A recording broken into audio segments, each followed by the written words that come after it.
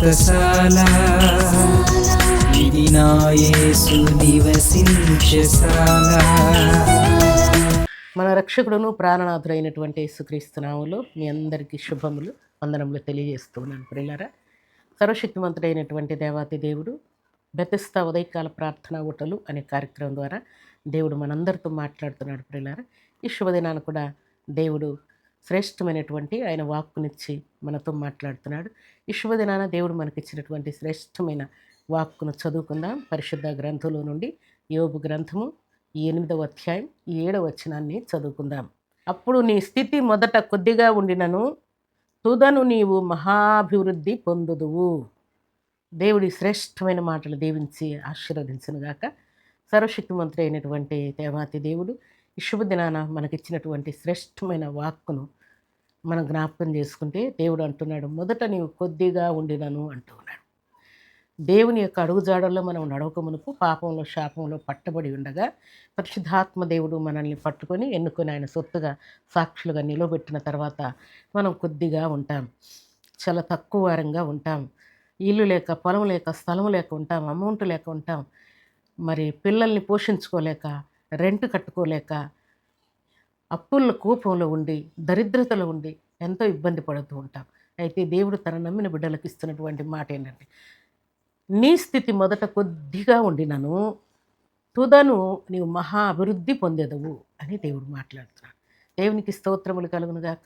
ఈ శుభదినాన దేవుడు మనకిచ్చినటువంటి శ్రేష్టమైన మాట ప్రియులారా, నిజంగా చాలామంది దేవుని సన్నిధికి వచ్చి మేము చాలా పేదరికంలో ఉన్నాం, చాలా కష్టంలో ఉన్నాం.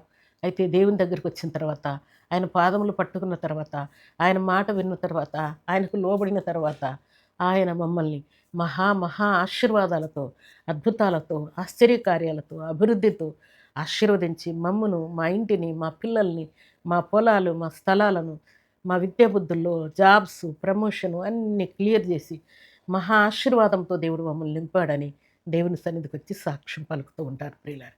అయితే ఈ శుభదినాన దేవుడు మనకిస్తున్నటువంటి మాట ఏంటంటే, భక్తుల జీవితాల్లో చేసినటువంటి ఘనమైన కార్యాలు దేవుడు మన జీవితాల్లో కూడా దేవుడు చేయబోతున్నాడు.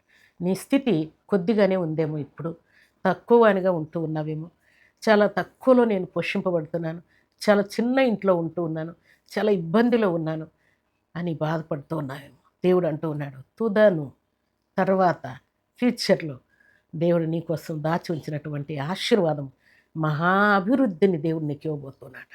మహా ఆశీర్వాదంతో నింపబోతున్నాడు. గొప్ప దీవెనల చేత దేవుడు నిన్ను నింపబోతున్నానని ఈ శుభదినాన దేవుడు మాట్లాడుతున్నాడు. దేవునికి స్తోత్రములు కలుగునుగాక. భక్తులైనటువంటి యోబును దేవుడు అంతకంతకు ఆశీర్వదించి ఎలాగున అభివృద్ధి పొందేటట్టుగా ఆశీర్వదించాడు. దేవుని సన్నిధిలో చేరిన మనకు కూడా అట్టే ఆశీర్వాదాన్ని ఇచ్చి, భక్తులకు ఇచ్చినటువంటి ఆశీర్వాదాన్ని మనకు కూడా ఇచ్చి దీవించాలని దేవుడు కోరుకుంటూ ఉన్నాడు. దేవుని సన్నిధిలో చేరిన మనందరి జీవితాల్లో ఏదైనా కొదవగా ఉంటే, తక్కువగా ఉంటే, కొంచెంగా ఉంటే ఫీల్ కావద్దండి ప్రియులారా. కొంచెంలోనే దేవుని యొక్క ఆశీర్వాదం ఉన్నదన్న సంగతి జ్ఞాపకం తెచ్చుకోండి. ఎందుకంటే సారిపత్తు స్త్రీ ఇంట కొంచెం పిండి కొంచెం నూనె ఉన్నది. అలాగే దేవుడు తన ప్రజలకు ఆహారం పెట్టాలనుకున్నప్పుడు చిన్నవాని యొద్ద కొంచెం రొట్టెలే, 5 రొట్టెలు 2 చేపలే ప్రియులారా ఉన్నది. కానీ దేవుడు వాటిని ఆశీర్వదించి 5,000 మంది భుజించి 12 గంపలు మిగులునట్లుగా మహా ఆశీర్వాదంతో నింపినటువంటి దేవుడు ఈ శుభదినాన నీతో కూడా ఆ మాటే మాట్లాడతాడు. నీకు కలిగినది కొంచెమైనా సరే అది చాలా శ్రేష్టమైనది, చాలా విలువైనదని శుభదినాన దేవుడు నీతో మాట్లాడుతున్నాడు.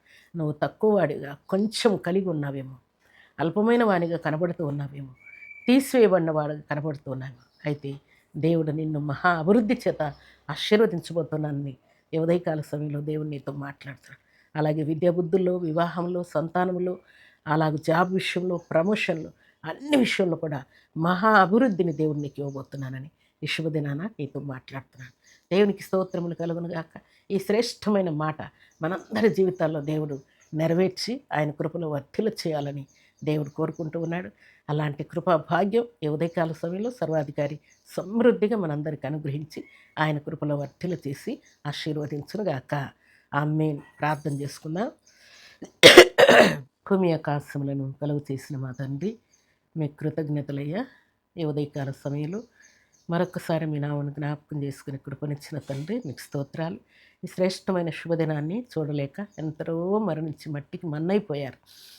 కేవలం మీ కృప ద్వారా మాత్రమే మమ్మల్ని అందరినీ సజీవులుగా ఉంచారయ్యా. మీ కోట్లాది వందనాలు, స్తుతులు, స్తోత్రములు, వందనములు చెల్లించుకుంటూ ఈ శుభదినాన్ని మీరు ఇచ్చిన మాట ప్రకారం పరిశుద్ధమైన మీ సన్నిధిలో చేరిన మేమందరం కూడా నా తండ్రి మహా అభివృద్ధి పొందాలని మీరు కోరుకుంటూ ఉన్నారు. మమ్మల్ని మహా అభివృద్ధి చేత మీరు నింపబోతున్నారు. పైరు పంటలను ఆశీర్వదించబోతున్నారు. విద్యాబుద్ధుల్లో కృప చూపించబోతున్నారు. మీకు స్తోత్రాలు తండ్రి. ప్రమోషన్ క్లియర్ చేశారు. మీకు స్తోత్రాలు. మంచి కాలేజీలో సీట్లు ఇస్తూ ఉన్నారు. మీకు స్తోత్రాలు తండ్రి. మీ బిడ్డలు చేయి బిజినెస్ని ఆశీర్వదించారు. సంపూర్ణ ఆరోగ్యం ఇచ్చారు. అప్పులు క్లియర్ చేశారు. కోర్టు కేసులు, గొడవలు, అల్లర్లన్నీ ఆపివేశారు. మీకు స్తోత్రం. ఈ దినాన తండ్రి బర్త్డేలు, మ్యారేజ్లు జరుపుకున్న బిడ్డలకు నువ్వు రెండంతల దీవెన, నూరంతల ఆశీర్వాదం ఇచ్చారు. మీకు కోట్లాది వందనాలు.